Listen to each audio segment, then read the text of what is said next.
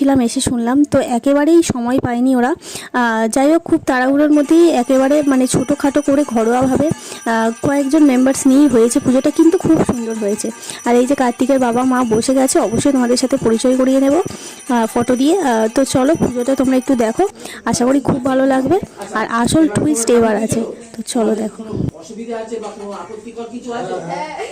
অবশ্যই 2000 টাকা লাগবে। আচ্ছা 2000 টাকা আমরা সব করে